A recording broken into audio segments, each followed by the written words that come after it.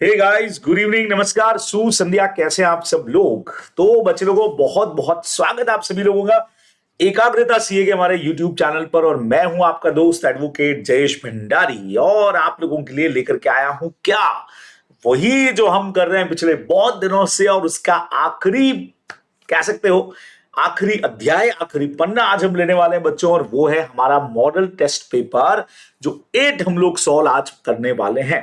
जी हाँ बच्चों, पिछले बहुत दिनों से हम लोगों ने मॉडल टेस्ट पेपर सारे के सारे सॉल्व कर लिए हैं। 1 से लगा करके 7 तक के मॉडल टेस्ट पेपर हम लोगों ने मिलकर के सॉल्व किए हैं। और आज हम करने वाले हैं हमारा मॉडल टेस्ट पेपर नंबर कौन सा वाला, 8, बराबर से। तो बहुत जबरदस्त तरीके से सब लोग जुड़ जाओ भाई, बहुत फटाफट से सब लोग जल्दी जल्दी से आ जाएंगे। अब हमारे रूटीन में आने वाले बच्चों में सबसे ज्यादा जिसने पार्ट लिया है हमारा साई कौशिक, बराबर से एकदम लगातार पार्ट लेता रहा। उससे पहले हितेश भरत भी लगातार रहे, रौनक लगातार हमारे साथ में रहा। और हम लोगों ने मिलकर के बहुत जबरदस्त वाले क्वेश्चंस जो हैं वो सॉल्व किए हैं। आज ही आखिरी कड़ी है, लेकिन अभी हमारा सफर रुकेगा नहीं। जैसे ही ये मॉडल टेस्ट पेपर खत्म होते हैं बच्चे लोगों, हम मॉक टेस्ट पेपर पे अपना काम शुरू कर देंगे। अच्छा, रिवीजन के बैचेस लगातार आप लोगों के चल ही रहे हैं। ऑडिट एंड ऑडिटर वाला जो है वो कल हम लोग रिवाइज कर चुके हैं। अब उसके आगे बच्चों हम लोग आ जाएंगे हमारी foreign company, FEMA, general clauses, interpretation, सब कुछ चलने वाला है, बराबर से। और उसके अलावा बच्चों रिटन प्रैक्टिस का एक सेशन अपन लोग करने वाले हैं, बहुत जोरदार वाला, जहां हम करेंगे लॉ की राइटिंग वाली प्रैक्टिस की। यार आंसर का प्रेजेंटेशन कैसा होना चाहिए, क्या होना चाहिए, उन सब पर हम लोग करने वाले हैं हमारी बात। ठीक है, तो बच्चे लोगों फटाफट से सब लोग एकदम रेडी, तैयार, एकदम जबरदस्त वाले तरीके से। तो आ जाइए, हम लोग काम शुरू करेंगे। और बच्चों, काम शुरू करने से पहले आपको बता दूं कि भाई इस वक्त में आप हमारे साथ में हमारे रेगुलर बैचेस के अंदर भी बच्चों जुड़ सकते हैं। अच्छा, हमारे रेगुलर बैचेस जो हमारे अड्डा 24/7 के ऐप पर चल रहे हैं, वहां आप हमारे साथ में जुड़ सकते हो बच्चे लोगों। और वहां आप हमारा महापैक महापैक प्रो ले सकते हो, live classes, recorded classes, fast track classes, यार जो लेना चाहें सब चीजें आप लोगों के लिए अवेलेबल है। जबरदस्त तरीके से आप हमारे साथ में जुड़ सकते हैं। और फाउंडेशन वालों के लिए तो भाई साहब व्हाट्सएप कम्युनिटी बन चुकी है, जिसमें आप ज्वाइन कर सकते हो ये क्यूआर कोड स्कैन करके। तो जो भी छोटे भाई बहन रिश्तेदार जो फाउंडेशन कर रहे हैं बच्चों, सब तक ये मैसेज आप लोगों को पहुंचा देना है, ये आपकी जिम्मेवारी है। चलिए, तो बच्चों आज का काम स्टार्ट करें हम लोग। बोलो बोलो बोलो, एकदम रेडी करें, वापस लगा लूं इसको, बराबर। हाँ जी, चलिए तो वापस शुरू करते हैं बच्चे लोगों, यानी क्लास को शुरू करते हैं। और हम पहुंच जाते हैं आज के हमारे काम पर। आखिरी मॉडल टेस्ट पेपर नंबर आपके लिए है 8। अब हमेशा की तरह बच्चों यहां से हम शुरू करेंगे। अरे भाई साहब, ये क्या हो गया? अरे टैक्सेशन कहां से आ गया? ओहो हो, क्या बात है। नहीं नहीं भाई, मैं आपको टैक्स नहीं करवाने वाला हूं। हम करने वाले हैं, क्या करने वाले हैं बच्चों, हम लॉ ही करने वाले हैं, बराबर से। चलिए, तो फटाफट से मैं गलत ओपन हो गया है, टैक्स का ओपन करते हैं एकदम फटाफट से बच्चों। 1 मिनट मुझे दीजिएगा, हम चलते हैं सीधा सीधा सा। हाँ जी, कहाँ गया भाई, कहाँ गया? और ये हम लोग आ गए नंबर 8 पर। चलते हैं बच्चों, ये हमारे सारे मॉडल टेस्ट पेपर जबरदस्त वाले। और इसमें हमको आना पड़ेगा, कहाँ गया भाई, आ जाइए। चलिए, स्टार्टिंग से देख लिया जाए भाई, 8 नंबर कहाँ गया। हो कॉर्पोरेट अदर लॉ 167। चलिए आइए करते हैं शुरू।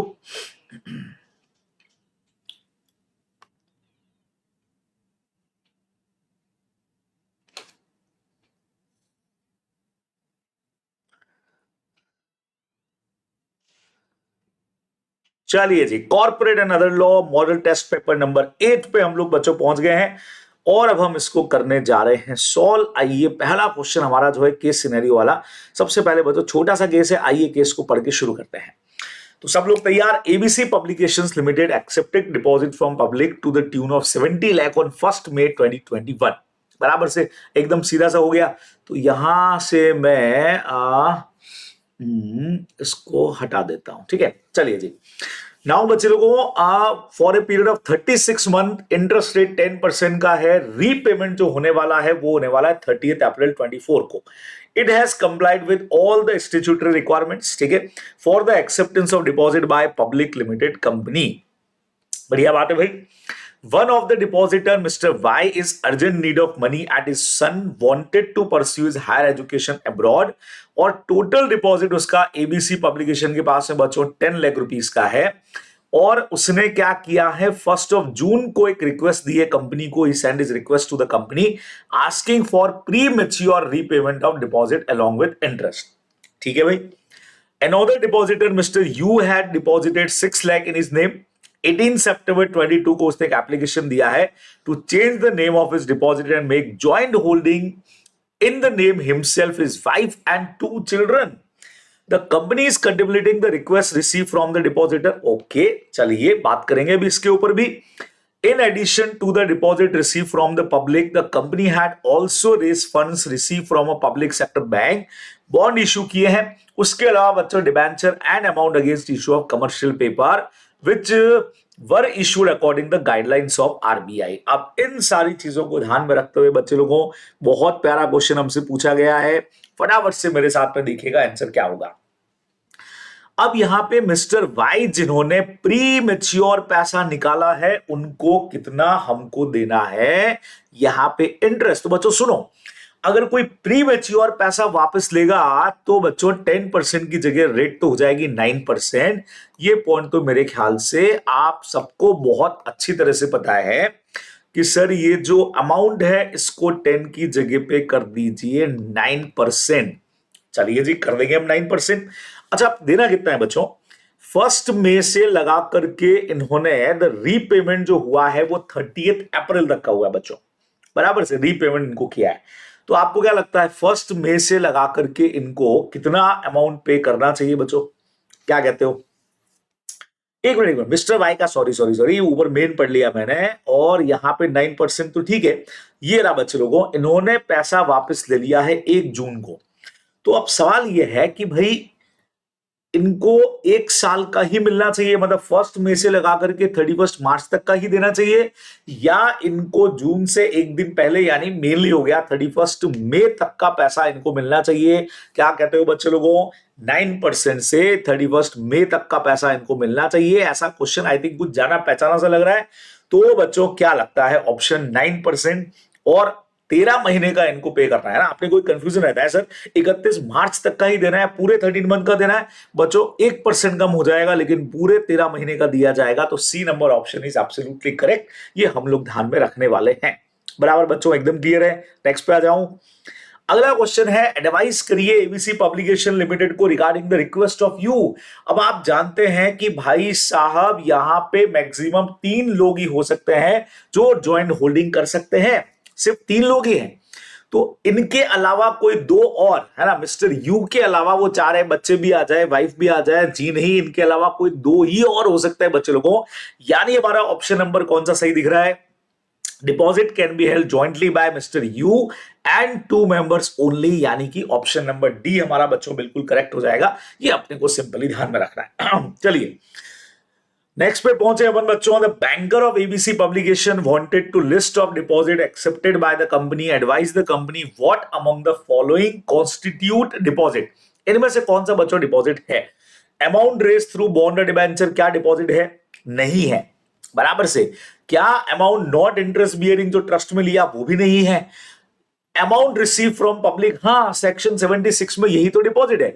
और कमर्शियल पेपर के थ्रू आप ले रहे हो वो भी डिपॉजिट नहीं है बच्चे लोगों. डिपॉजिट तो इनमें से खाली सी ही माना जाएगा, बाकी सारे तो एक्सक्लूडिंग वाली लिस्ट में हमारे कवर है, नॉट इंक्लूडिंग वाली में. तो सी नंबर ऑप्शन बच्चों बिल्कुल सही चला जाएगा. ये हमारा केस सिनेरियो नंबर 1 यहां पे हो जाएगा कंप्लीट. बराबर बच्चों, कोई टेंशन नहीं, बहुत आराम से हो गया. चलिए केस सिनेरियो 2 पे चलते हैं. अरे वाह, छोटा सा नन्ना मुन्ना सा केस लग रहा है बच्चों. आओ फटाफट से चेक करते हैं. Combat gaming limited is a company incorporated outside of India with a place of business in Rajasthan. To improve gaming software, the company wanted to apply artificial intelligence technology. In order to raise funds to meet out the investment cost, the company decided to issue share. It issued prospectus of the company which was properly dated, signed according to the provision of Companies Act 2013. बराबर बच्चों, foreign company का question है. And deliver them to registrar of company on 16 August 23. ठीक है भाई. The registrar on verification of the document found the particulars in the prospectus was incomplete and issued a notice to the company saying that prospectus भैया invalid है. Hence, the director scrutinized the document, and during the scrutiny, it was observed that by the CFO, there was a mistake in one of the document delivered to the registrar. And hence alter on 29th of September 23. तो 16 अगस्त से हम लोग पहुंच गए सीधे सितंबर में, 16 सितंबर, और उसके बाद भी 29 सितंबर को उन्होंने करेक्ट किया है. तो देखना पड़ेगा, आई थिंक टाइमिंग का कोई क्वेश्चन हो सकता है. अब ये केस सिनेरियो ध्यान में रख के बच्चों, क्वेश्चन क्या पूछा गया है आइए देखते हैं फटाफट से. According to the Companies Registration of Foreign Company Rules 2014 of the Companies Act 2013, which of the following documents shall not be annexed to the prospectus? बच्चों इनमें से prospectus के साथ कौन सा नहीं जाएगा? पहला ऑप्शन कह रहा है any consent to the issue of prospectus required from any person as an expert, मतलब expert का consent साथ में नहीं जाएगा. Preliminary expenses का statement साथ में नहीं जाएगा, या copy of contract for appointment of MD manager नहीं जाएगा, या अंडरराइटिंग एग्रीमेंट नहीं जाएगा. बच्चों क्या कहते हो, फटाफट से सोच लो सोच लो सोच लो. और हमारा आंसर नंबर बच्चों है इसमें प्रिलिमिनरी एक्सपेंसेस का नहीं जाता भाई, बाकी सारे साथ में जाने वाले हैं. बराबर. नेक्स्ट पॉइंट बच्चों, मैंने कहा था ना डेट पे कोई ना कोई क्वेश्चन होगा भाई. Combat gaming limited has made alteration in document delivered to the registrar. अब they shall intimate the registrar of the companies by. कब तक दे सकते थे बच्चे लोगों, बहुत सिंपल था. 29 अगस्त हमारी डेट ऊपर थी, ये देखो 29, ये रहा बच्चे लोगों.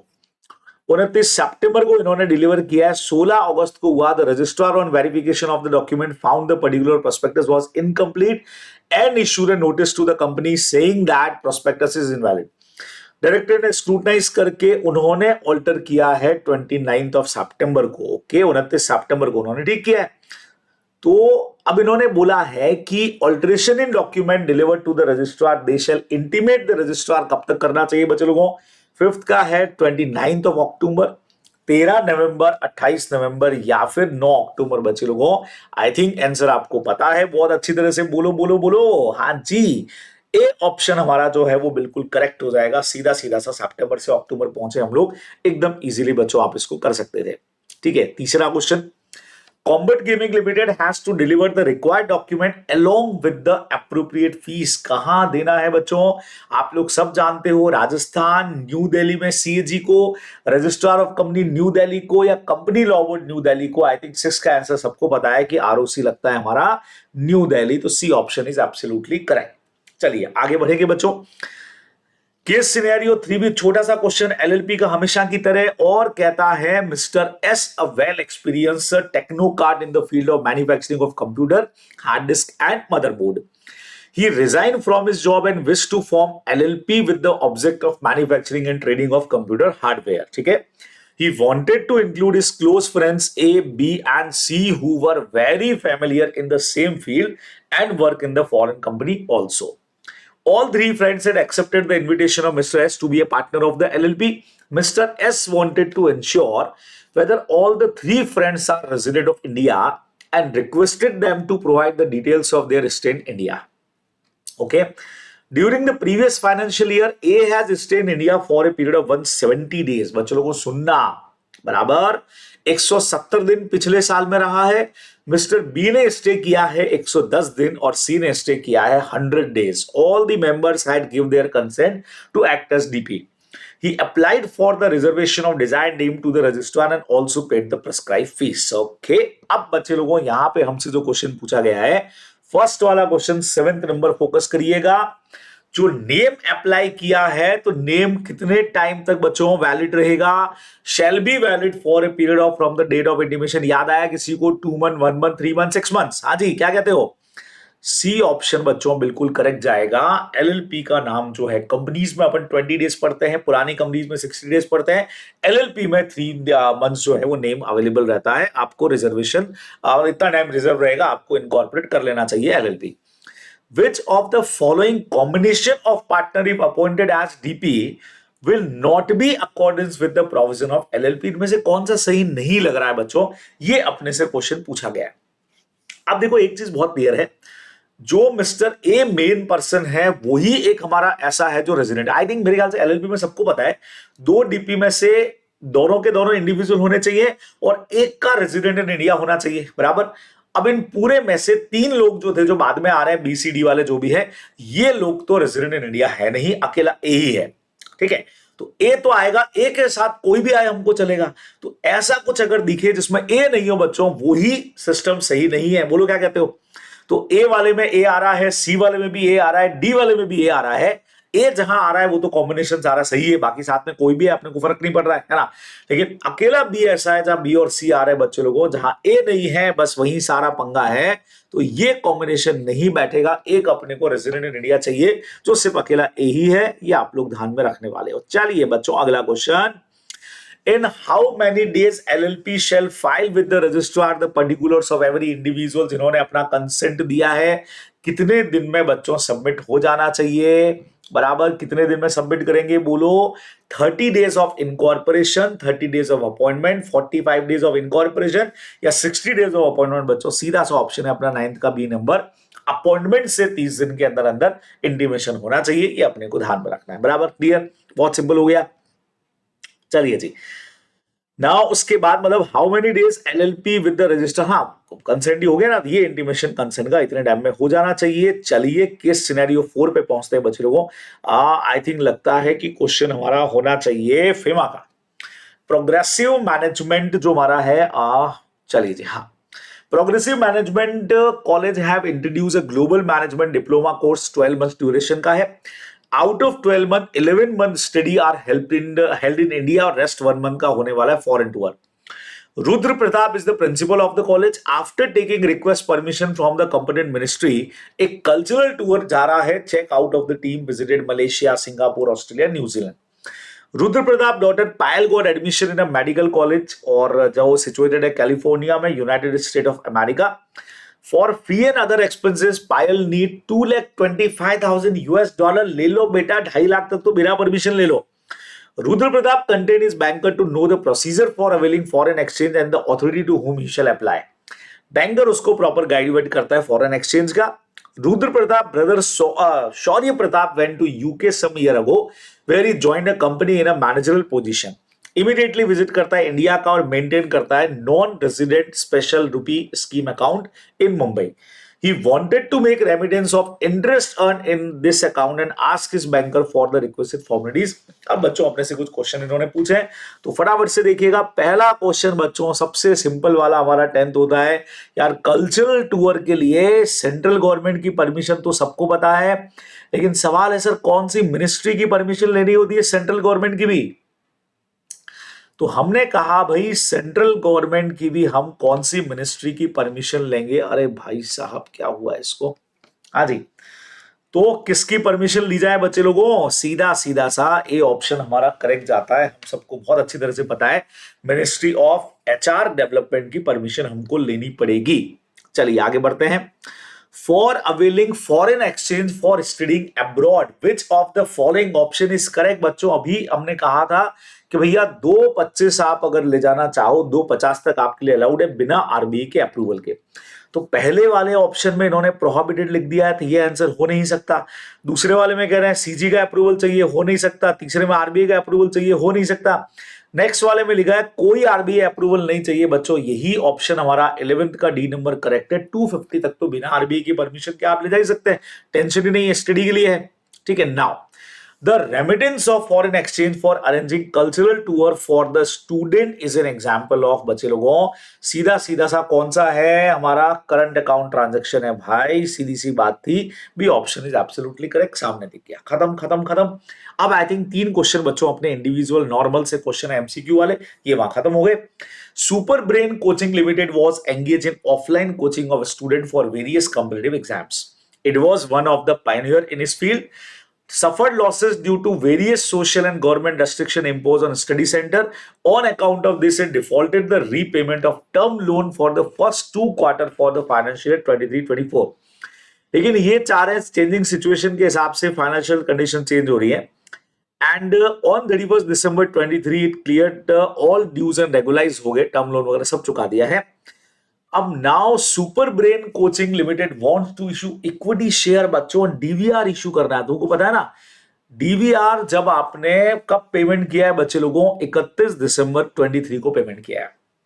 डीवीआर का एक फंडा आपको बहुत सिंपल पता है, जिस फाइनेंशियल ईयर में आपने ड्यूज क्लियर किए हैं, ड्यूज आपने क्लियर किए हैं 23 चॉइस के अंदर है, 23 चॉइस में किया ना, हाँ, तो जो आपकी लास्ट डेट होती है उस फाइनेंशियल ईयर जिसमें आपने पेमेंट किया रहेगा, ये डेट आएगी, वहां से 5 साल बाद ही रेस्ट्रिक्शन हटने वाला है बच्चों। क्या कहते हो, 5 इयर्स का हमारा पॉइंट जाएगा, है ना। तो कई लोग को लगता है कि दिसंबर से ही 5 साल लेना है अपने को, तो जनवरी 1/29 होना चाहिए उसके हिसाब से, लेकिन ऐसा नहीं है। जिस फाइनेंशियल ईयर में आपने पेमेंट किया उसकी लास्ट डेट से बच्चों ये टाइमिंग काउंट होगा। तो इसका मतलब आपका 31 मार्च 24 तो 1 अप्रैल 24 से शुरू होगा, तो सीधा सीधा 5 साल, यानी बच्चों आंसर हमारे सामने है 13 का बी नंबर ऑप्शन बिल्कुल आपका करेक्ट जाने वाला है। 1 अप्रैल, ऑन एंड आफ्टर 1 अप्रैल 29 आप डीवीआर इशू कर सकते हैं। 5 ईयर का हमारा एक रेस्ट्रिक्शन लगता है, वो हट जाएगा, अपने को ध्यान में रखना है। ठीक है बच्चों, क्लियर है। नेक्स्ट पे चलें। An act has been passed by the government and through sufficient time has lapsed since the act was passed. It has not been brought into force by the government. Okay. Which of the following is correct in the light of provision of General Clauses Act? बच्चे लोगों ध्यान रखिएगा, जो लोग को भी देख रहे होंगे साई, ये क्वेश्चन अपन ने किया हुआ है, और ये क्वेश्चन जो 35 क्वेश्चंस हमने किए थे उसमें भी था, और बाकायदा मैंने लाइन आपको स्टडी मटेरियल में से निकाल करके बताई है कि देखो बच्चों, स्टडी मैट में यहां इसका आंसर आपको दे रखा है, जहां पे कोर्ट रिट पिटिशन के थ्रू बोल सकता है कि आप इसको अप्लाई करिए। बाकायदा केस रेफरेंस अपन ने स्टडी मैट के अंदर पढ़ा था, तब आपको मैंने पेज नंबर भी दिया था बच्चों। डायरेक्ट पॉइंट है बी नंबर ऑप्शन, ध्यान रखिएगा। ऐसे में court can through a writ direct the government to consider the question when the act should begin to operate. यार आप कब से अप्लाई करोगे, ऐसा कोर्ट कह सकता है, ये अपने को ध्यान में रखना है। चलिए 15 number, with reference to the provision of general clauses, all जो भी law regulation unless anything repugnant, word importing the masculine gender shall be taken। बच्चों क्या कहते हो, to include females, अपने को पता है मेल में फीमेल इंक्लूड रहेगी, तो ये डी ऑप्शन हमारा बिल्कुल सही चला जाएगा।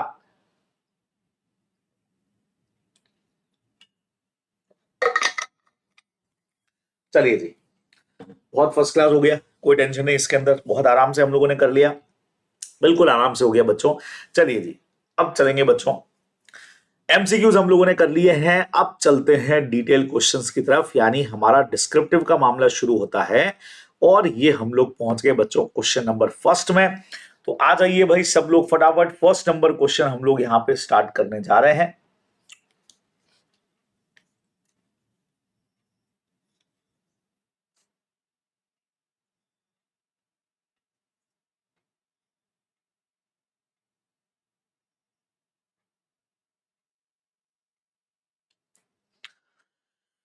हाँ जी, चलिए जी, तो फर्स्ट नंबर क्वेश्चन बच्चों स्टार्ट करेंगे हम लोग।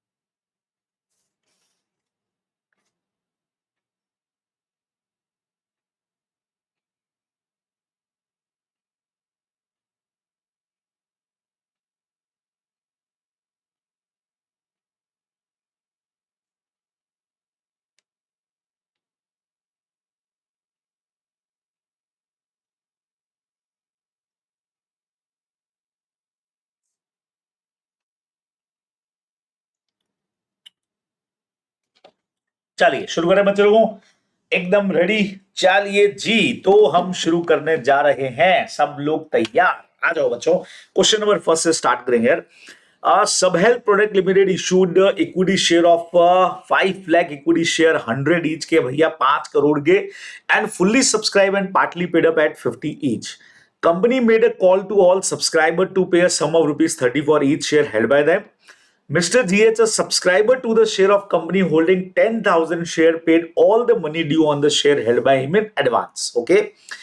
Mr. GH claimed interest on the money advanced by him and also divided in respect of advance money paid to him. Okay, बच्चे लोगों सुनना, क्वेश्चन में भाई ये मांग रहा है कि जो पैसा इन्होंने 10,000 शेयर पे एक्स्ट्रा दिया है वो उस पर क्लेम कर रहे हैं इंटरेस्ट। चलो भैया, इंटरेस्ट तो हम आपको 12% के हिसाब से दे सकते हैं बच्चों। डिविडेंड भी क्लेम किया गया है। ओके, ठीक है। आपसे पूछा है कि जस्टिफाई है क्या, अभी बताएंगे। Another shareholder LK holding 15,000 share, उसने फर्स्ट कॉल का पैसा नहीं दिया है, so the director called upon him to pay the entire amount due from him in respect of the share held by him referring to the provision of companies act. अपने को बताना है क्या ये परमिसिबल है बच्चों लोगों। आई थिंक सितंबर अटेम्प्ट के पेपर का ये क्वेश्चन होना चाहिए, बिल्कुल ऐसा ही क्वेश्चन वहां पे है। और आपको मस्त बात बताऊं बच्चों, सेक्शन लगेगा इसमें 49, 50 और 51, 3 सेक्शन का कॉम्बो है। सर कैसे, सुनिएगा, फिर अपन डिस्कस करेंगे अभी। देखो बच्चों, सेक्शन नंबर 50 कहता है कि भैया कॉल्स इन एडवांस अगर है तो उस पर इंटरेस्ट का पैसा ले लो, लेकिन डिविडेंड तो नहीं मिलेगा, नंबर 1। 51 कहता है कि कंपनी अपने शेयर होल्डर को पैसा 2 तरीके से देती है, या तो डिविडेंड अमाउंट पे दे दे पर शेयर पे, या परसेंटेज में दे दे पेड अप शेयर कैपिटल के प्रपोर्शनेट में। तो कॉल्स इन एडवांस वैसे भी पेड अप शेयर कैपिटल का तो पार्ट नहीं है, जितना कंपनी ने कॉल किया उतना ही माना जाता है बराबर से। तो इसीलिए यहां पे जो पेड अप कैपिटल है उसी पे डिविडेंड मिलेगा, ये 51 में लिखा हुआ है। 49 ये कहता है बच्चों कि जब भी कंपनी कॉल का पैसा मंगवाएगी तो सबसे यूनिफॉर्म मंगवाएगी, है ना। यूनिफॉर्म का मतलब होता है कि जैसे अगर 50 रुपए किसी ने दिए हैं, ठीक है, तो सबसे 50 ही होगा। अब आप किसी को बोलो नहीं तुम्हारा ये कॉल सिनेरियर है तो तुम पूरा 100 रुपया आप एक साथ हमको पे करो, एक से तो 100 ले रहे हो, बाकी सबका पार्टली पेड अप है, ये बिल्कुल भी परमिसिबल नहीं रहेगा। ये अपने को ध्यान में रखना है। आइए आपको आंसर की तरफ लेके चलता हूं। ये देखिए बच्चे लोगों, सबसे पहले हमने एक्सप्लेन कर दिया है, आप लोग देख सकते हो कौन सा सेक्शन है भाई, 50 बराबर। जहां हमने बोला अमाउंट आप एडवांस के अंदर दे सकते हो, कोई दिक्कत नहीं है। 51 बच्चों, कंपनी ऑथोराइज हो तो proportion of the paid up capital company dividend का पेमेंट कर सकती है बराबर। और interest can be paid on each advance अगर आर्टिकल परमिट करें बराबर। और interest permitted by the articles जो भी एडवांस पेमेंट पे देंगे, नॉर्मली अपन जानते हैं बच्चों टेबल एफ के हिसाब से 12% होता है। और 49 के बारे में बोल दिया बच्चों कि कॉल पर जो भी अमाउंट मंगवाया जाएगा वो यूनिफॉर्म बेसिस पे होगा। 3 सेक्शंस मैंने आपको लिखने को बोले थे। अब इनका आंसर देखो तीनों का। सबसे पहले जीएच का जो क्लेम है, तो क्लेम के हिसाब से भाई इंटरेस्ट तो क्लेम कर सकता है एंड ऑल्सो डिविडेंड, लेकिन उतना ही जितना पेड अप अमाउंट पे होता है भाई, उससे ज्यादा नहीं। कॉल्स इन एडवांस पे तो नहीं मिलेगा। एलके का जहां तक मैटर है, यूनिफॉर्म बेसिस पे कॉल मंगवाई जाएगी। A call can not made on some of the member only, ठीक है। सेपरेट क्लास हो तो बात अलग है, तो ऐसा नहीं कर सकते आपकी पूरा एक साथ मंगवाओ, तो ये चीज वैलिड नहीं होगी बच्चों की, अपने को आंसर में लिखना पड़ेगा बराबर। बहुत प्यारा क्वेश्चन है, बहुत सिंपल क्वेश्चन है, इजीली आप लोग कर सकते हैं। क्लियर बच्चों, कोई टेंशन नहीं। सेकंड क्वेश्चन पे आ जाऊं, चलिए। तो यहां पे आया भाई बी का first. Right Trading Limited is a company engaged in trading of automobile separate parts. During the current financial year 24-25, Mr. J, the CFO, retired due to bad health. Okay. Company appointed C as new CFO. On verification of financial statement and return of the company, C advised the board of Right Trading to revise the financial statement for the 21-22। बच्चों financial statement को revise करना है बराबर। क्या कहते हो, 131 जाएगा क्या इसके अंदर, जा सकता है बच्चों। ऑन वेरिफिकेशन ऑफ रिटर्न उसको पता लगा कि भाई 131 में जाना चाहिए, तो इससे रिलेटेड प्रोविजन कहां दे रखे हैं बच्चों। 2 सेक्शन हमारे दिमाग में आते हैं 131, 131। एक हमारा क्या बुक्स ऑफ अकाउंट्स को रीओपन करने वाला है, ये रीओपन का है क्या, जहां अगर फ्रॉडुलेंटली मैनर से दिख रहा है तो रीओपन करने को हमको ट्रिब्यूनल या ये लोग बोलेंगे। या 131 जाएगा जहां उनको लगता है कि यार आपने या तो एनुअल रिटर्न मतलब सेक्शन नंबर 137 जो फाइनेंशियल स्टेटमेंट का हमारा पॉइंट है, सॉरी 134, या बोर्ड रिपोर्ट के प्रोविजन फॉलो नहीं किया तो वापस से ओपन किया जाए। ये क्वेश्चन बच्चों अपने से पूछा गया है। आइए आंसर चेक करते हैं। तो हमारे सामने आ गया, देखो बच्चों 131, मैंने आपको कहा था बराबर। 130 हमारा रीओपनिंग का है, 131। अब ये क्यों लगता है, जब ये लग रहा है कि यार फाइनेंशियल स्टेटमेंट 129 के हिसाब से नहीं बनाया है या बोर्ड रिपोर्ट 134 के हिसाब से नहीं बनी है बच्चों, तो ये वापस से ओपन होता है। पूरा सेक्शन अपने को लिख देना है, अपने को पता है। इसके लिए हमको बट ऑब्वियस है पिछले 3 प्रीसीडिंग ईयर के लिए आप डिमांड कर सकते हो और ट्रिब्यूनल की अपने को अलग से परमिशन लेनी पड़ेगी बराबर। फिर ट्रिब्यूनल के ऑर्डर की कॉपी 30 डेज में अपन रजिस्ट्रार को भेज देंगे। बहुत सिंपल सा हमारा कंसेप्ट है, तो ये आप लोग ध्यान में रखने वाले हो। तो सी एडवाइस करता है तो बिल्कुल आप कर सकते हो, 21-22 तक के आप ओपन कर सकते हो। पिछले 3 आपके जो फाइनेंशियल ईयर है बच्चों, ये अपने को ध्यान में रखना है ना। बहुत बढ़िया सा क्वेश्चन है, इजीली हो गया। अगले क्वेश्चन की तरफ बढ़ो बच्चों। नेक्स्ट क्वेश्चन कहता है DF is conducting the audit of right trading limited for the past 9 year. 9 साल से बच्चों ऑडिट कर रहा है। Now due to DF is conducting audit, okay, now due to the requirement of rotation of auditor, DF is message DF है मतलब firm है बच्चों, is going to retire at the upcoming annual general meeting और उसके place पे XYZ will be appointed as an auditor of right trading limited. अब one of the partner of Mr. F who was in charge of certification of the financial statement of company retire from the firm DF, वो बच्चों join कर लेता है XYZ को। बच्चे लोगों section 139(2), पहले 139(2) में हम समझाएंगे भाई इंडिविजुअल पर्सन 5 कंसेक्यूटिव ईयर के लिए आ सकता है, फर्म 5 कंसेक्यूटिव ईयर के 2 टर्म्स के लिए आ सकती है। और वहीं लिखा हुआ है कि अगर कोई भी पार्टनर जो एक फर्म का रिटायरिंग होने वाली फर्म का पार्टनर है और फाइनेंशियल स्टेटमेंट सर्टिफाई करता है, अगर वो ज्वाइन कर लेता है किसी दूसरी फर्म को, तो उस दूसरी फर्म के लिए भी फर्स्ट फर्म का जो 5 साल का कूलिंग पीरियड है वो दूसरी वाली के लिए भी अप्लाई हो जाएगा। क्या कहते हो बच्चे लोगों? बहुत सिंपल सी बात है, आओ चेक करते हैं। देखो क्या लिखा है। Section 139(2) of companies act 2013, listed companies मैंने आपको कहा था, है ना, जहां इंडिविजुअल है तो सिंगल, नहीं तो 2 कंसेक्यूटिव ईयर्स तक काम करना होता है। ठीक है, यहां से आप लोग देख सकते हो। हाँ जी, ये रहा। It means partner, common partner who is in charge of an audit firm also certify the financial statement, retire from the set firm and join another firm अगर है तो also ineligible to be appointed हो जाएगा, और वो पूरी की पूरी फर्म जो है वो कूलिंग पीरियड में चली जाएगी 5 साल के। बच्चों अपने को ध्यान में रखना है, ठीक है। तो audit of right trading limited was conducted DF and after expiry of 2 consecutive year वो प्रपोज करना है XYZ को। एफ कॉमन पार्टनर है दोनों का, एक तरह से मतलब कॉमन पार्टनर नहीं कह सकते, रिटायर होके वहां जा रहा है, इसीलिए XYZ का अपॉइंटमेंट भी बच्चों वैलिड नहीं होगा। ये अपने को आंसर में शो करना पड़ेगा। बहुत बढ़िया सा आंसर है, सिंपल है बराबर बच्चों, कोई टेंशन नहीं, आई थिंक सिंपल ही हो जाएगा। चलिए थर्ड क्वेश्चन की तरफ बढ़ते हैं। Miss Rose was an Indian citizen who get the job in a software company in USA. She went to USA and stay there for 12 years. Okay. During her stay, उसने purchase किया एक house USA में residence purpose के लिए. Then due to some personal issues, she moved back to India and joined a software company in India. बराबर. She had moved back to India. बराबर India के अंदर आ गई है. She let out her house in USA. उसने वहां किराए पे दे दिया और deposited the rent in her account in USA. Out of that amount, she purchased another house in USA. एक और घर उसने यूएसए में खरीद दिया, हालांकि भी वो इंडिया में है. इन फैक्ट्स के बेस पे बच्चों जो क्वेश्चन पूछा गया, क्या miss Rose can purchase the house in USA और कंटिन्यू क्या जो इनकम आ रही है उसको रिटेन कर सकती है रिटर्निंग इन इंडिया? बच्चों क्या कहते हो, कैपिटल अकाउंट ट्रांजैक्शन में अपने को दे रखा है क्या? Whether Rose can purchase another house in USA after returning in India? बच्चों क्या कहते हो, परमिसेबल है कि परमिसेबल नहीं है? देखिएगा, सबसे पहला पोर्शन अपन पढ़ते हैं बच्चों। तो फर्स्ट पोर्शन सेक्शन 6 हमको कह रहा है बहुत सीधे तरीके से, a person resident in India may hold, own, transfer or invest in foreign currency, foreign security, any immovable property situated outside of India. अगर वो करेंसी प्रॉपर्टी उसने एक्वायर हेल्ड या ओन की थी जब वो रेजिडेंट आउटसाइड ऑफ इंडिया थी, या ऐसे किसी पर्सन से उसको इनहेरिटेंस में मिली हो।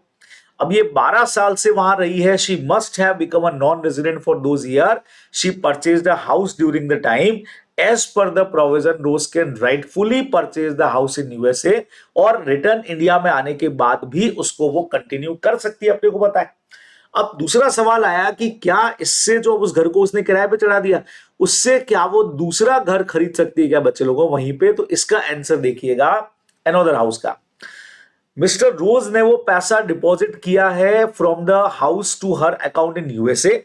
Out of that amount, she purchased another house in USA after returning India. Mr. Rose is a person resident in India had due to joining employment. अब वो PRI है, वहां परचेस करने के लिए समझना. अब पर्सन रेजिडेंट इन इंडिया में फ्रीली यूटिलाइज जो भी एलिजिबल एसेट अब्रॉड में है उससे जो भी इनकम उसको आती है एसेट को सेल या परचेस करने से, even after their return in India for making any payment और मेक एनी फ्रेश इन्वेस्टमेंट अगर आप करना चाहो अब्रॉड में तो बिना आरबीआई के अप्रूवल के आप कर सकते हैं। ठीक है, provided the cost of investment जो भी है वो आपके जितना आपके पास पैसा आ रहा है उतना ही होना चाहिए, एक्सक्लूसिव आउट ऑफ फंड जो आपकी उन एसेट से आया है बच्चों, मतलब अलग से पैसा नहीं, उसी पैसे से आप खरीद रहे हो तो चलेगा, तो कहीं कॉन्ट्रवेंशन नहीं होगा। In view of the above, miss Rose can rightfully purchase another house in USA after returning to India.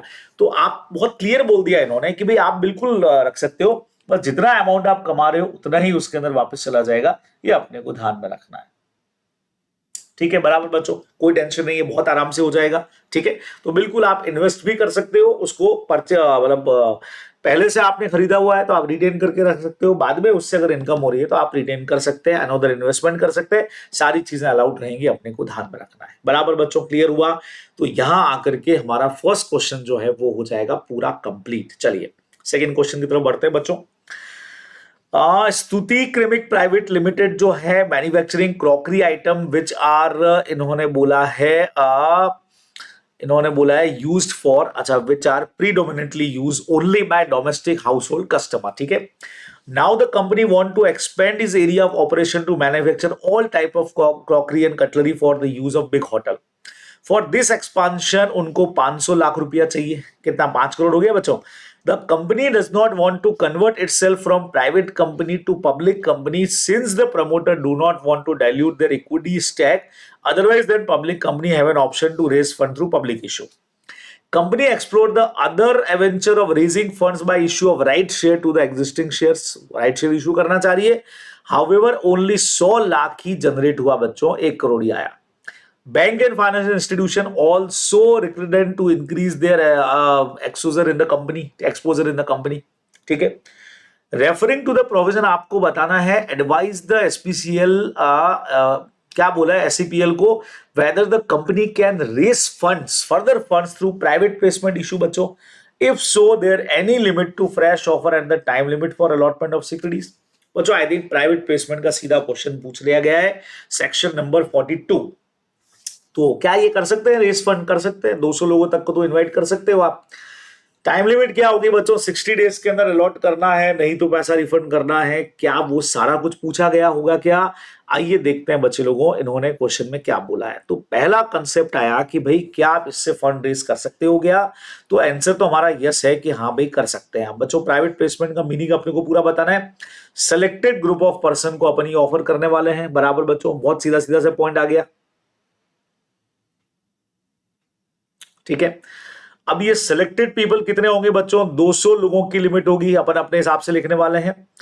अब लिमिट कितना होने वाला है, as per 42(5) no fresh offer and invitation under this section unless allotment या जो है earlier been completed. अब ये लिखने की जरूरत भी नहीं थी यार, कोई जरूरत थी का इनको। ठीक है, तो इन्होंने बोला raise funds through private placement after allotment with respect of right issue, एक बार आप कर दो, उसके बाद आप 200 लोगों को मैक्सिमम या इनवाइट कर सकते हो, वही चीज तो लिखी है, पूरा वही समझा दिया बच्चों इन्होंने, मैक्सिमम 200 लोग। टाइम लिमिट देखते हैं अपन, तो जैसा अभी मैंने आपको कहा था कि टाइम लिमिट क्या रहेगी अपनी, 60 डेज में अपने को अलॉट कर देना होता है। Company making an offer invitation within 60 days from the date of receipt of application अपन अलॉट कर देंगे, नहीं कर पाए तो नेक्स्ट 15 डेज में विदाउट इंटरेस्ट पैसा वापस, उसके बाद अगर किया तो 61 डेज से अपने को विद इंटरेस्ट पैसा वापस करना पड़ेगा।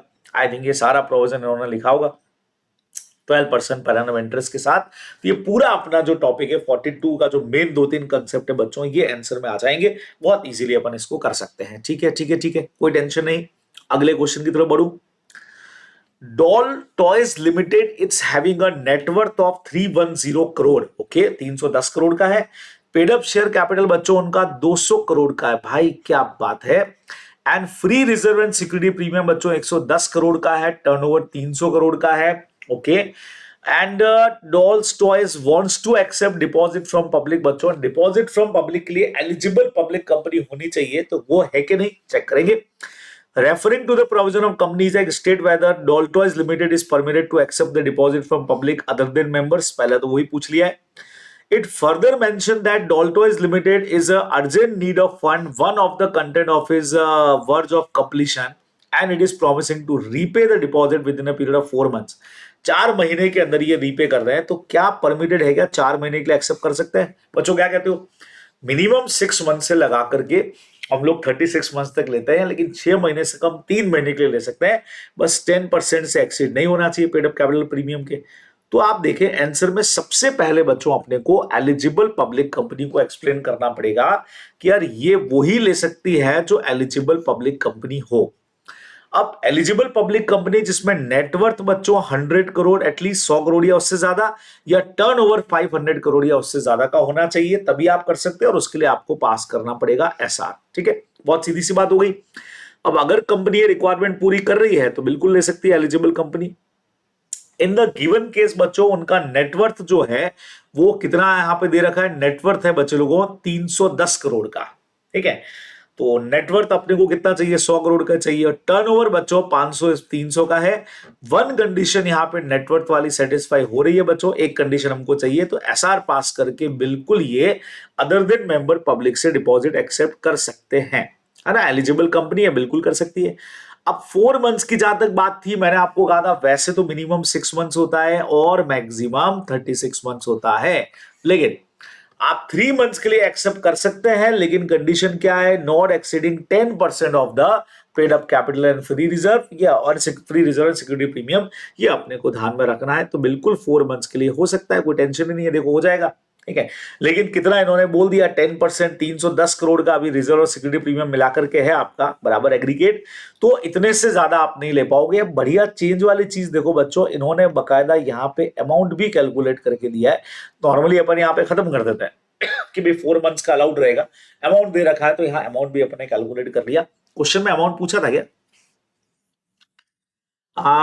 Further within a period is dolls permitted to accept पूछा, हालांकि पूछा तो नहीं था, पर चलो ठीक है, एक्स्ट्रा इन्होंने दे दिया है तो अपन ध्यान में रखने वाले हैं। ठीक है बच्चों, क्लियर है। नेक्स्ट पे आए, referring to the provision of general clauses act, अपने को आंसर देने को बोला है whatever is a new law enacted by the government of India, what shall be the date of coming into force.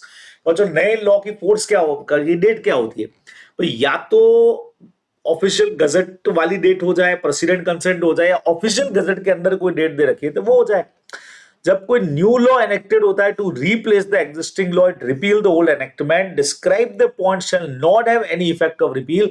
बच्चों section 6 अपने को पूरा इसके अंदर समझाना पड़ेगा जो हमारा रिपील का है बराबर। तो देखो एक तो आया हमारा सेक्शन 5, ठीक है, तो डेट वो लेंगे जिस दिन यहां पे प्रेसिडेंट का कंसेंट हमको मिल जाता है, बहुत सिंपल है ना, जिस दिन प्रेसिडेंट का कंसेंट मिलेगा, और नहीं तो फिर जो इन्फोर्समेंट की डेट गजट पर दे रखी है वो वैलिड डेट अपनी मानी जाएगी, अपने को अच्छी तरह से पता है। ठीक है, अब सेक्शन 6 में बच्चे लोगों अपने को पूरा का पूरा समझा देना है रिपील का प्रोविजन, कि भाई कोई रिपुग्नेंट नहीं हो तो रिपील से पुराना अगर कोई भी चीज है वो रिवाइव नहीं होगा जो नॉट एनफोर्सेबल था। ठीक है, या अगर कुछ चला आ रहा है, डन हो चुका है काम, तो वो एज इट इज रहेगा। राइट, प्रिविलेजेस, ऑब्लिगेशन और लाइबिलिटी पर कोई असर नहीं आएगा बराबर। पेनल्टी कोई लग चुकी है, पनिशमेंट या फोरफीचर ऑफ समथिंग हो चुका है, तो उस पर भी कोई असर होने वाला नहीं है, कोई इफेक्ट नहीं होगा, सब में नॉन इफेक्ट है। अगर कोई इंक्वायरी, लिटिगेशन या कोई रेमेडी जो है जो प्रोवाइड हुई है तो उस पर भी कोई असर नहीं होने वाला है। जब तक स्पेसिफिकली नहीं कह दिया जाए तब तक जैसा पहले था वैसा बाद में भी चलता रहेगा। इवन रिपील हो गया एक्ट बच्चों, ये अपने को सिंपली ध्यान में रखना चाहिए। तो डायरेक्ट क्वेश्चन हमारा जनरल क्लॉजेज एक्ट का है, ध्यान में रखेंगे। चलिए नेक्स्ट क्वेश्चन नंबर 3 पे पहुंच गए बच्चों हम लोग, फटाफट से देखिएगा। The paid up share capital of star furnishing limited is, इन्होंने दे रखा है बच्चे लोगों कितना है भाई, 10 लाख इक्विटी शेयर है, 10 ईच का है तो 1 करोड़ हो गया। 31 मार्च को 24 को out of this home decor limited के पास में क्या बात है बच्चों, 6 लाख इक्विटी शेयर्स है और बाकी 4 लाख अदर के पास है। बच्चे लोगों 60% आ गया है, तो होल्डिंग सब्सिडी का रिलेशन तो दिख रहा है बच्चों। होम स्टार एच से चालू हो रही है वैसे भी, तो ये होल्डिंग कंपनी हो गई है और ये हमारी सब्सिडरी कंपनी हो गई है। ठीक है, अब सेम टाइम पे इन्होंने बोला है star furnishing limited is holding, okay, star furnishing जो सब्सिडरी कंपनी है, सेक्शन 19 का क्वेश्चन लग रहा है, उन्होंने 7% इक्विटी शेयर होल्ड कर रखे हैं होल्डिंग कंपनी में, जिसमें से 2% बच्चों एज ए लीगल हेयर लेके रखे हुए हैं। कुछ याद आया क्या तुमको? पहले से 7% होल्ड किए तो वोटिंग राइट नहीं मिलेगा, लेकिन 2% एज ए लीगल हेयर हुआ है, तो मेरे ख्याल से ऐसे क्वेश्चन बहुत आ चुके हैं बच्चों। 2% पे तो वोटिंग राइट मिल जाएगा, 5% पे नो वोटिंग राइट्स रहेगा, ऐसा कुछ क्वेश्चन में होना चाहिए। तो देखो पहला, क्या स्टार फर्निशिंग फर्दर इन्वेस्टमेंट कर सकती है क्या बच्चों? सेक्शन 19 ऑफ कंपनीज एक्ट मना करता है, सब्सिडरी कंपनी कभी भी होल्डिंग कंपनी में फर्दर इन्वेस्टमेंट नहीं करेगी। वोटिंग राइट क्या रहेंगे, मैंने आपको बता दिया, 2% जो लीगल हेयर वाले हैं उसमें मिलेंगे, जो ऑलरेडी हेयर वाले 5% है उस पर नहीं मिलेंगे। आइए आपको मैं आंसर दिखाता हूं। ये देखो बच्चों, क्या इन्वेस्टमेंट हो सकता है क्या? तो आंसर इज नहीं हो सकता, सेक्शन नंबर 19 मना करता है। Subsidiary company is not allowed to hold share in holding company. अगर अलॉट कर दिया तो एब्सोल्युटली वॉइड हो जाएगा, तो अगर ऐसा किया तो एब्सोल्युटली वॉइड होने वाला है बच्चों, ध्यान में रखेंगे। लेकिन 3 कंडीशन में नहीं लगता है प्रोहिबिशन, जहां as a legal heir subsidiary company share ले रही हो, legal heir of the deceased member of holding company, या जहां एज अ ट्रस्टी ले रही हो, और जहां शेयर आपने पहले से ही होल्ड किए हुए हैं, बस वोटिंग राइट नहीं मिलेगा। तो अब आप देखो यहां पे होल्डिंग सब्सिडी का रिलेशन तो बन गया बच्चों, सबसे पहले अपन ने ये समझा दिया, ठीक है, कि भाई होल्डिंग सब्सिडी का रिलेशन बन गया तो आप फर्दर इन्वेस्टमेंट उसमें नहीं कर पाओगे, ये अपने को ध्यान में रखना है। फिर क्या बोला, as per second proviso to section 19 a subsidiary company shall have right to vote at a meeting of the holding company only in respect of share by its legal heir or as a trustee। तो देखो मैंने आपको क्या कहा था, 2% पे तो मिलेगा, नॉट फॉर अदर 5%, 5% पे राइट नहीं मिलेगा। ये हम लोगों को मेनली ध्यान में रखना चाहिए था। बराबर बच्चों, एकदम क्लियर है, बढ़िया क्वेश्चन है, आराम से हो गया, कोई टेंशन नहीं। आगे बढ़ जाऊं, अगला क्वेश्चन देखिएगा क्या बोला है। Naveen Tools mortgage its factory and land and building by equitable mortgage on 1st March to Goodwill Bank and avail a credit limit। बच्चों इन्होंने 200 लाख का ले रखा, 2 करोड़ का। Although the credit limit was sanctioned by the bank, but the ये तो ऐसा लग रहा है जैसे ऑडिट का क्वेश्चन है। NDL जो कंपनी है actually avail such credit facility only in the month of August 23। Okay, sanctioned by the bank। Okay, when it issued a check in favor of a creditor towards payment of raw material purchased from him। भाई साहब क्या question पूछा है, कहां से लाए, देखते हैं बच्चों लोगों को। अरे भाई साहब बड़ा खतरनाक क्वेश्चन पूछा गया। अरे अरे अरे कहां चले गए, लंबा चौड़ा क्वेश्चन लग रहा है बच्चे लोग अभी तो ये। अरे भाई वापस आ जाओ, कहां चले गए तुम, कहां तुम चले गए। हाँ जी, तो बट द कंपनी क्या बोला है बच्चे लोगों, द कंपनी ऑफिशियल्स, अरे भाई कहाँ है question, during the course of audit the auditor point out before the management about the non compliance of registration of charge with the registrar with in decided time period. Charge का question लग रहा है बच्चों। The company's official informed that although mortgage-backed credit limit was sanctioned in March, but the company had not availed the facility till the month of August 23। So the liability of registration जो है वो raise होगी date of availment only when the company issued a check from the mortgage-backed credit limit account, not when the loan was sanctioned and credit limit was assigned। तब से नहीं होगा, पहले से ही हो जाएगा, ऐसा वो कह रहे हैं। फर्दर कंपनी का मैनेजमेंट जो है वो क्या बोल रहा है बच्चे लोगों, is the responsibility of the financier. Bank की ये जिम्मेवारी बनती है कि वो रजिस्टर्ड करवाए, कंपनी की बनती है मेनली तो, in favour of bank own benefit. So until is no way responsible for getting delay registration. अब क्वेश्चन क्या पूछा है बच्चों, when trigger point for registration of charge will rise. जब क्रेडिट लिमिट सैंक्शन होती है तब से ही रजिस्ट्रेशन का रिक्वायरमेंट चालू हो जाता है, या at the time availing credit limit when cheque was issued by the company. Okay, at the time availing of credit limit, जब चेक इशू होता है। और नॉन रजिस्ट्रेशन का क्या इंपैक्ट होने वाला है वो अपने से पूछा है बच्चों। बहुत बढ़िया क्वेश्चन में से एक है, देखिएगा थोड़ा सा कंफ्यूज करने वाला क्वेश्चन है। अब सबसे पहले तो बच्चों हम बता देंगे सेक्शन 77 के हिसाब से 30 days from the date of creation of charge registered होना चाहिए, ठीक है। The obligation to register charge arise not merely at the time of sanctioning the credit limit नहीं होता है, but when the charge is created, वो कब हुआ है, ठीक है। तो whenever a company borrows money by way of loan including the term loan, working capital, कुछ भी करो आप, offering the property or asset as security of charges created on property, तब से 30 दिन है। तो the trigger point for registration of charge arise when the bank has sanctioned the mortgage backed credit limit। समझना, documentation was done, paper of the property for creation of the mortgage जो है वो tendered हो जाए bye the company for creation of fixation the credit limit. Hence the word creating a charge, जो बार बार word आ रहा है ना, वो रेफर करता है accepting the property paper for the purpose of creation of charge, है ना। बाकी से हमको मतलब नहीं कब सैंक्शन किया, कब दिया, चार्ज कब क्रिएट हुआ है, कब आपने प्रॉपर्टी के पेपर रख लिए। It is the date when the credit limit were sanction as assigned to the company, not the date when the company has actually drawn a cheque. ठीक है, तो it is the date when the credit limit were sanction as assigned to the company, not the date when the company had actually drawn a cheque from such credit limit. वो नहीं, जब assign किया उसी वक्त paper mortgage कर दिए होंगे, तो वहीं से अपना टाइमिंग चालू होगा बच्चों, ये अपने को ध्यान में रखना चाहिए वहीं से, क्योंकि उसी दिन पेपर साइन हो गए। अब नॉन रजिस्ट्रेशन से क्या असर होगा बच्चे लोगों? लोन पर कोई असर नहीं होगा, चार्ज हमारा वॉइड हो जाएगा, और ये जो सिक्योर्ड वाले बेचारे हैं ये अनसिक्योर्ड क्रेडिटर की तरह से काउंट होंगे। अपने को पता है, ये पूरा पॉइंट अपने को लिखना है। They are treated as unsecured creditor, बराबर। प्रायोरिटी इनकी यहां पे खत्म हो जाएगी, कल को कंपनी का वाउंड अप होता है तो इनको पैसा बाद में मिलेगा। ठीक है, बराबर, बहुत सिंपल है। और एनी सब्सिक्वेंट रजिस्ट्रेशन अगर करवा लेते हैं एक्सटेंडेड पीरियड के अंदर भी, shall not prejudice any right acquired in the respect, priority जिन्होंने पहले लिया उनको राइट्स पहले मिलने वाले हैं, तो ये अपने को ध्यान में रखना है। तो एक नया पॉइंट पता लगा बच्चों कि आखिर जिस दिन लोन सैंक्शन किया और जिस दिन एक्चुअल में चेक मिला, कब से ये रजिस्ट्रेशन करवाना है। तो दोनों पॉइंट में हमारे लिए मेन है कि चार्ज क्रिएट कब हुआ।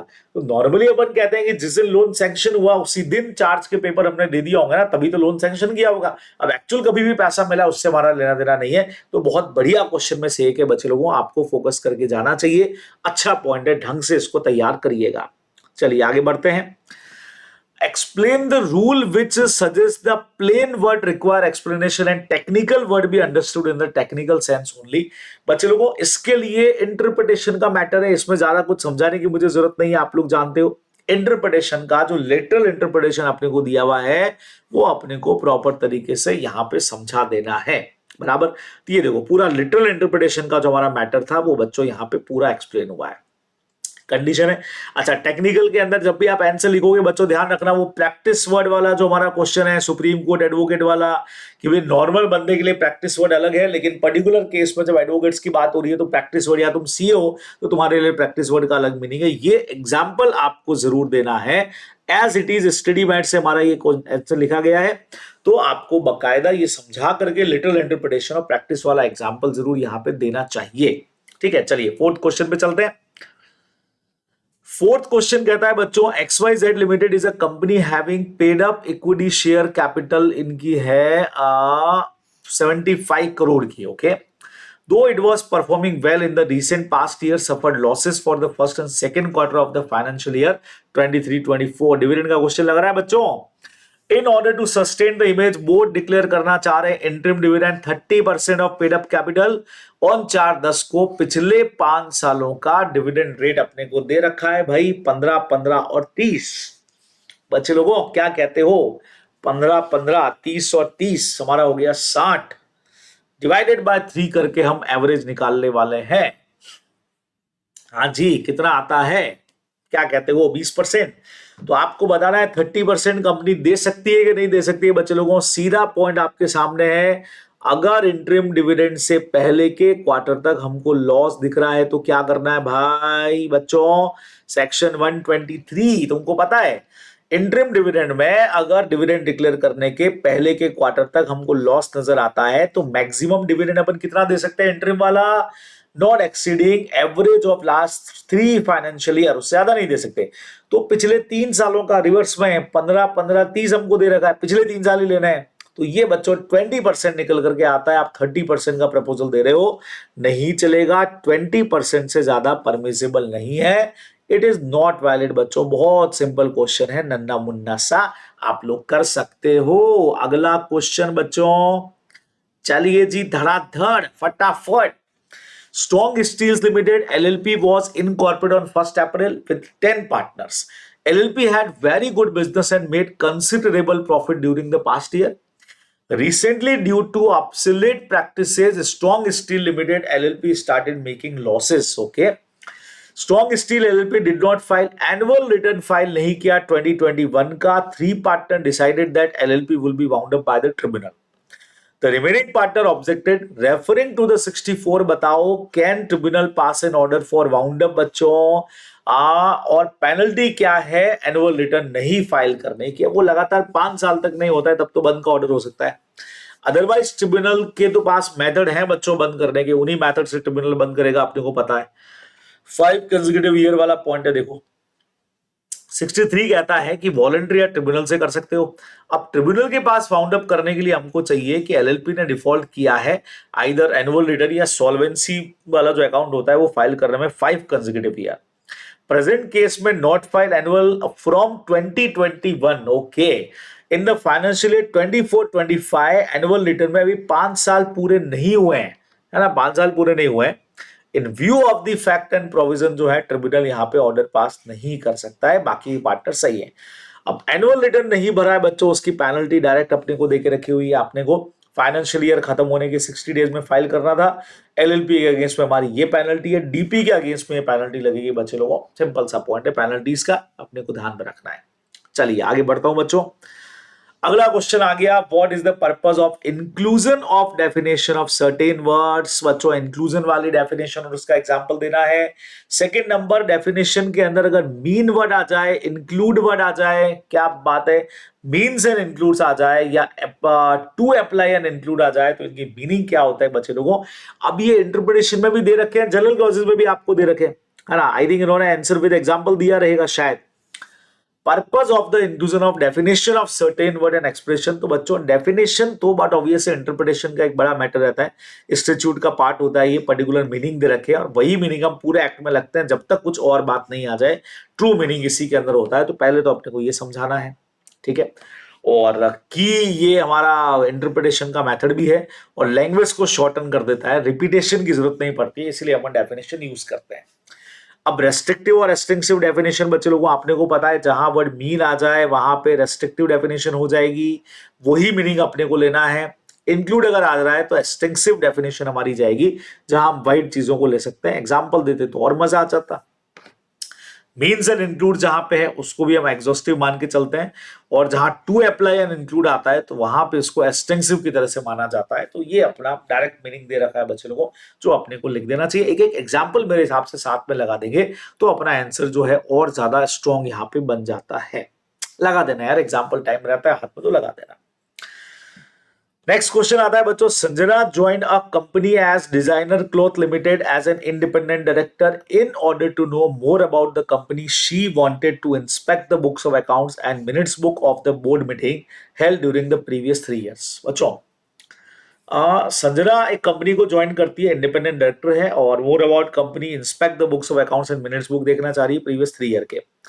The company is keeping the books of accounts and other record registered office पे रखती है, which at Mumbai, whereas Sanjana Kolkata में रहती है। Through power of attorney, Sanjana authorise करती है अपनी फ्रेंड अवंतिका को, who is chartered accountant and does practice in Mumbai, to make inspection। बच्चों 128 इसकी परमिशन देता है क्या? बोलो बच्चों बोलो, क्या वो उसके बिहाफ पे चेक कर सकती है या 128 इसकी परमिशन नहीं देता है? देखो बच्चों 123 बहुत क्लियर कहता है कि बुक ओपन फॉर इंस्पेक्शन होती है रजिस्टर्ड ऑफिस के ऊपर, any director during business check कर सकता है, ठीक है। लेकिन कंडीशन ये रहेगी कि वो खुद ही चेक करेगा आउटसाइड ऑफ इंडिया, तो भी आप बुक्स की रिक्वेस्ट कर सकते हो, ठीक है। लेकिन ये डायरेक्टर को खुद को चेक करना पड़ेगा, किसी को पावर ऑफ अटॉर्नी आप प्रोवाइड नहीं कर सकते हो, तो उनकी जो फ्रेंड है वो उसको आप ऑथोराइज नहीं कर सकते हो, चेक नहीं कर सकती है, बराबर ध्यान में रखिएगा। Sanjana as the director of company can inspect the books of accounts and minute, but she cannot authorize other person। आप नहीं कर सकते हो, अपने को ध्यान में रखना चाहिए बच्चों, सीधा हमारा मैटर है, ध्यान में रखोगे। नेक्स्ट क्वेश्चन क्या कहता है बच्चों, ABCD are partners of Alpha LLP and have equal share in the profit and loss in the LLP. A has made an agreement to transfer 70% in share in the profit to Alpana LLP to his daughter X। Okay, 70% वो transfer करना चाह रहा है अपनी daughter को। कौन चाह रहा है भाई? A जो है वो चाह रहा है, made an agreement. Okay, X wanted to access information about trading transaction। X कौन है? उसकी डॉटर है, वो चेक करना चाह रही है, नहीं कर सकती है। Claiming that she is entitled to the information as she received percentage of profit from LLP, the partner refused to grant her access। Does X have any remedy against the Daniel according to the provision of LLP? बच्चे लोगों, क्या X को कोई remedy है क्या? Are the partner correct and deny? क्या partner मना कर सकते हैं क्या? बच्चे लोगों देखिएगा, बढ़िया पॉइंटर, बहुत सिंपल भी है, तुम लोग ऐसा पॉइंट पार्टनरशिप में भी पढ़ते हो। सेक्शन 42 कहता है पार्टनर का राइट है share of the profit and losses वो ट्रांसफर करे and receive distribution accordance with the LLP agreement and transfer either wholly और in part. The transfer of right of this section does not by itself entitle transferee or assignee to participate in the management or conduct of the activities of LLP or access information। अपने आप से ये section आपको right नहीं देता है जब तक बाकी पार्टनर लोगों का इस पर क्या नहीं हो बच्चों, कंसर्न नहीं हो, अपने आप से राइट नहीं मिलेगा। जैसा अपन पार्टनरशिप में भी पढ़ते हैं, प्रॉफिट का शेयर ले लो भैया, बाकी तुमको उधर कुछ भी मिलने वाला नहीं है। अपने को बहुत अच्छी तरह से पता है बच्चों ये पॉइंट, है ना। तो in the given question the partner of Alpha LLP are correct in denying access of information about trading transaction of X. बिल्कुल वो मना कर सकते हैं, ठीक है, ये ध्यान रखना है। फिर एक्स को यहां पे कोई रेमेडी नहीं मिलेगी पार्टनर्स के मना करने के अगेंस्ट में, अपने को पता है उनका राइट है, वो मना कर सकते हैं। सेम जैसा सेक्शन 29 ऑफ पार्टनरशिप एक्ट में पढ़ते हैं बच्चों अपन, सेम पॉइंट यहां पे भी लगेगा, ध्यान में रखना है। चलिए अगला क्वेश्चन बच्चों। In a contract of sale, A fraudulently sold certain unmarketable goods to Mr. Y. Now Mr. A is liable for the fraudulent activity under both the Indian contract and SOGA। बच्चों क्या कहते हो, punishable किसी एक act में ही होगा, हमको पता है अगर दो एक्ट में प्रोसिक्यूशन चल भी जाए तो। Mr. P bought a car from G who was his friend. Mr. P did not check the car or test drive it। देखा नहीं है। Whether the purchase made good inside good faith, general clauses act में बच्चे लोगों negligence हो या नहीं हो, सिर्फ ऑनेस्टी होनी चाहिए। लेकिन चूंकि ये परचेज सेल का मैटर है तो जनरल लॉ सोगा में अपन जाएंगे, और जनरल हमारा जो सिविल लॉ है वो कहता है कि आपको चेक करना चाहिए था, नेग्लिजेंट बिहेवियर है तो आपको राइट्स नहीं मिलते हैं। देखो बहुत प्यारा आंसर है बच्चों, देखिएगा। सबसे पहला सेक्शन 26, अगर दो या मोर के अंदर भी है तो ऑफेंडर सिर्फ शैल not be punish twice for the same offence. तो आप पे अगर दोनों भी लग रहे हैं तो पनिशमेंट तो एक ही में मिलेगा, है ना। Punished under either of both of the enactment but shall not be liable to twice for the same offence, ठीक है।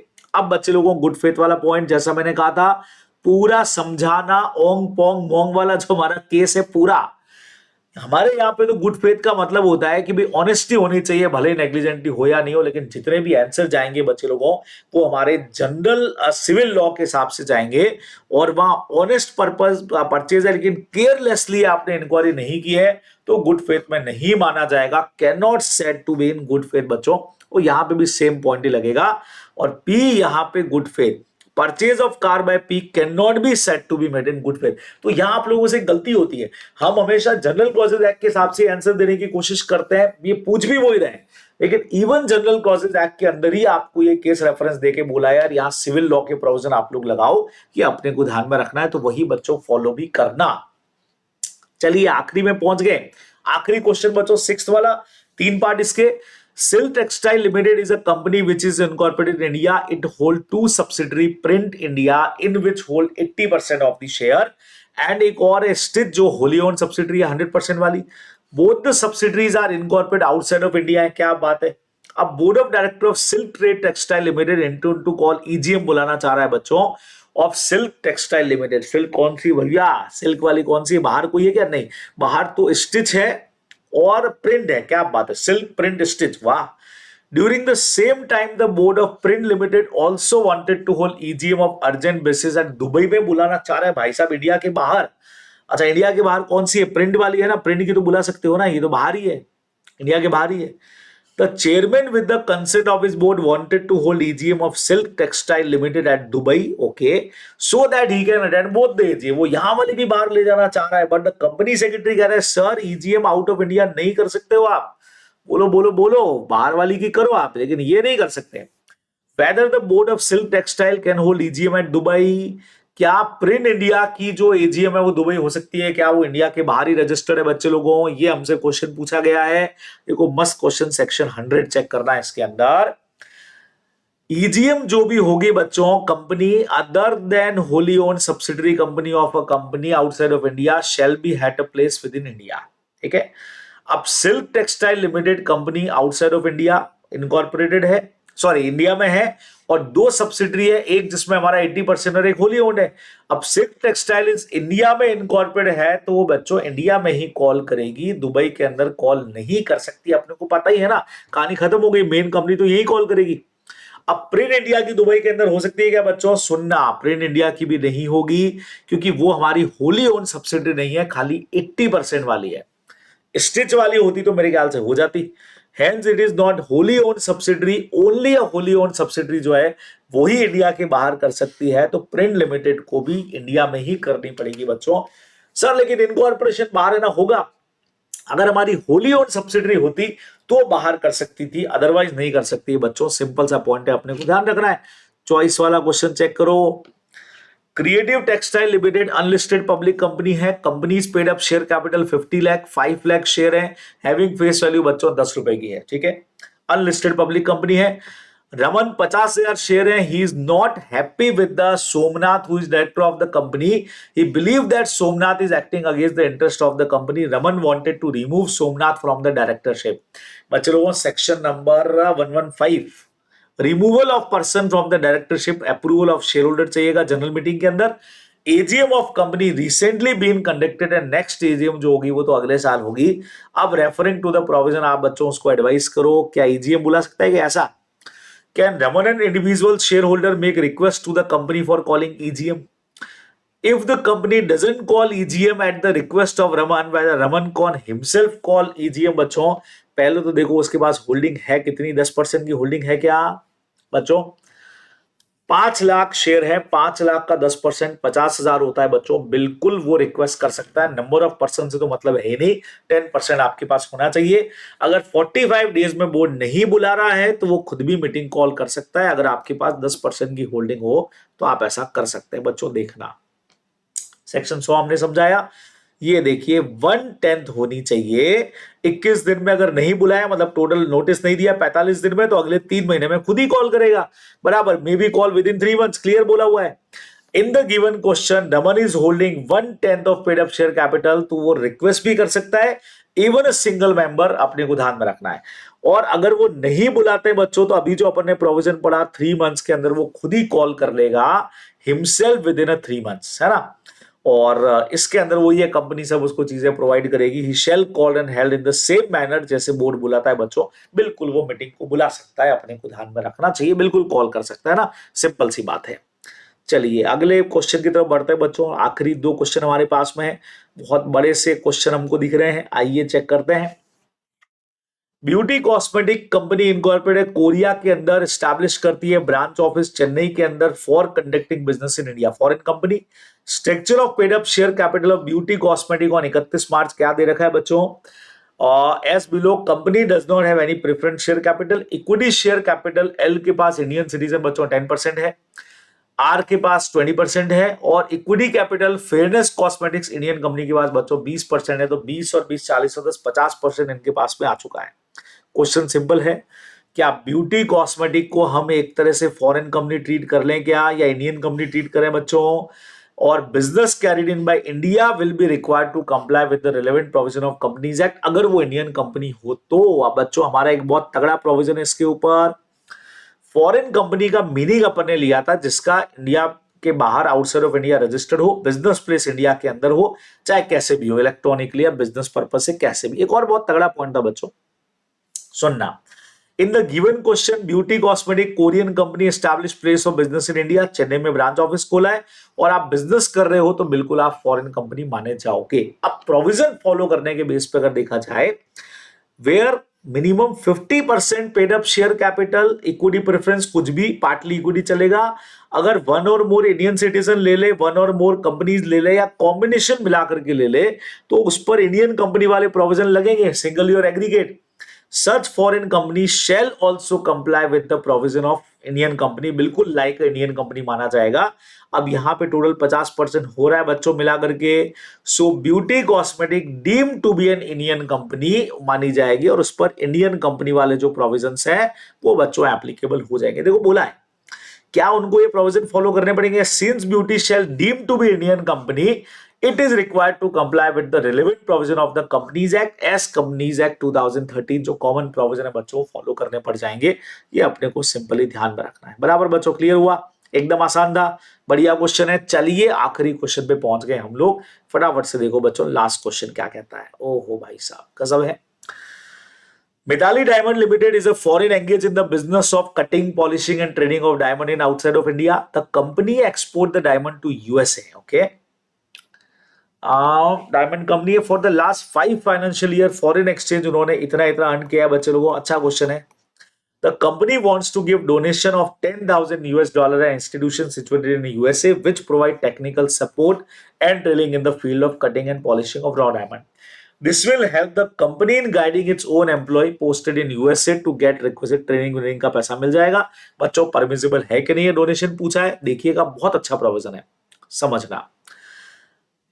यहां पे बोला है as per schedule remittance by person other than individual shall required prior approval of the RBI for donation, अगर वो हो रहा है exceeding 1% of their foreign exchange earning during the previous 3 financial year, और USD हमारा हो गया 50 lakh sorry, which ever is less. तो पहले सीलिंग लिमिट निकालते हैं, 1% और 50 लाख में से लेस निकाल के अगर डोनेशन उसके 1% से ज्यादा है। अब डोनेशन का पर्पस बच्चों creation of chair and reputed institution, contribution of fund अगर कुछ करना चाह रहे हैं, टेक्निकल इंस्टीट्यूशन को पैसा देना चाह रहे हैं अपन, कोई भी बॉडी ऑफ एसोसिएशन को डोनर कंपनी अपने लिए, contribution to technical institution. In the given question lower बच्चों क्या लेना है अपने को, बट ऑब्वियस है जो 3 साल का अपना अपने ले लिया, इतना इनकम है उनका बराबर से फॉरेन अर्निंग है उसका 1% और $US अपने को 50 लाख लेना है। तो ये करके जो लोअर अमाउंट निकला बच्चों वो अपना निकला इतना, ठीक है, $3300। अब ये इतना डोनेशन दे सकती है बिना आरबीआई के अप्रूवल के, और चूंकि आप 10,000 दे रहे हो तो प्रायर अप्रूवल ऑफ आरबीआई अपने को चाहिएगा to the said institution as the institution is a technical institution हमारा है in the field of the activity of donor company. जो लास्ट वाला पॉइंट था ना उसके अंदर अपना बच्चों में कवर हो रहा है, contribution to technical institution of body of association in the field of activity of donor company. तो उतना अमाउंट तक अगर आप देते तो ये बिल्कुल परमिसिबल था बिना आरबीआई के अप्रूवल के। उससे ऊपर अपने को जाना है तो आरबीआई का अप्रूवल अपने को लेना पड़ेगा। तो आरबीआई का अप्रूवल लेकर के आप ये डोनेशन दे सकते हो बच्चों, ये अपने को ध्यान में रखना है, ठीक है ना।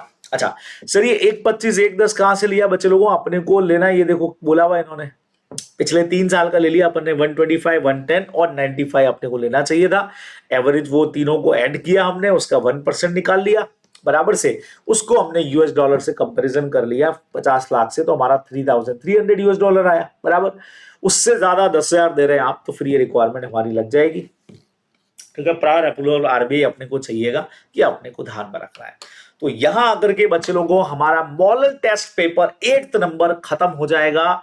बहुत बढ़िया तरीके से हमने 8 पेपर बच्चों कर लिए हैं। तो अब समय आपके पास देखो, अपना समय करीबन 17 अप्रैल आज हो चुका है, और आप लोगों को जबरदस्त तैयारी बच्चे लोगों हम करवा रहे हैं, साथ में मिलकर के अपन तैयारी कर रहे हैं। तो सारे 8 पेपर्स देख लीजिएगा बच्चों, बहुत डिफरेंट टाइप के क्वेश्चंस इस बार आईसीए ने दिए हैं इसके अंदर, जो हमारे एग्जाम में हेल्प भी करेंगे, आ भी सकते हैं, और हमारी प्रैक्टिस बहुत स्ट्रांग हो जाएगी।